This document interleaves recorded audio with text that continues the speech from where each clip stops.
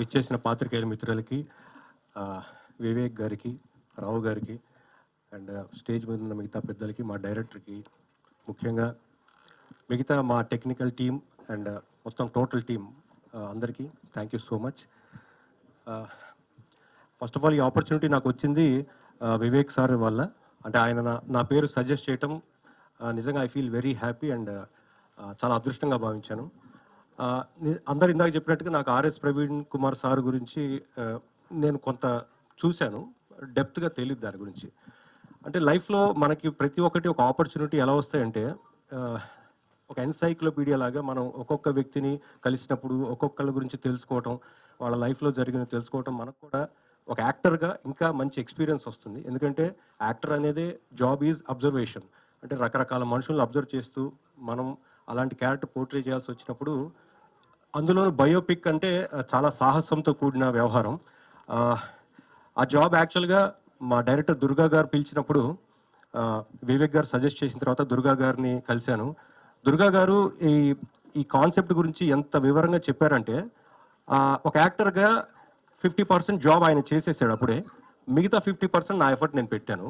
So thank you Durga గారు for giving me such a wonderful opportunity. And ఆయన మంచి actor కూడా. అంటే ఇందాక మాట్లాడిన యాక్టింగ్ కాదు, నిజంగా మంచి యాక్టర్ ఆయన. యా. సో బేసిక్గా ప్యాషన్ అనేది ఒక మనిషికి ఎంత దూరమైనా తీసుకెళ్తుందనే ఉదాహరణ మిస్టర్ దుర్గా.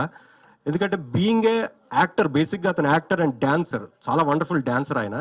సో ఆ ప్యాషన్ ఉంటూనే వచ్చిన ఆపర్చునిటీని ఎలా వినియోగించుకోవాలని, డైరెక్టర్గా వచ్చిన అవకాశాన్ని కూడా సద్వినియోగం చేసుకుని ఈ సినిమాలో చాలా చాలా ఎఫర్ట్ పెట్టారండి. అంటే మాకున్న టైం చాలా తక్కువ. ఆ తక్కువ టైంలోనే టోటల్ టీమ్, ఆర్టిస్టు, టెక్నీషియన్స్, మిగతా వాళ్ళు, ప్రొడ్యూసర్స్ అందరూ కూడా చాలా పెద్ద ఎఫర్ట్ పెట్టారు. ఇలాంటివి నిజంగా చూడటానికి మనకి ఒక 2 అవర్స్లో చూస్తాం కదండి, వెనక ఉన్న హార్డ్ వర్క్ అనేది చాలా ఎక్కువ ఉంటుంది. సో ఇంత హార్డ్ వర్క్ చేసిన ఎంటైర్ టీమ్కి నిజంగా హ్యాట్స్ ఆఫ్ అండి. అలాంటి టీంలో నేను ఉన్నందుకు నేను అదృష్టవంతుడిని. అండ్ ఆర్ఎస్ ప్రవీణ్ కుమార్ గారు సార్ని నేను 2-3 సందర్భాల్లో కలిశాను.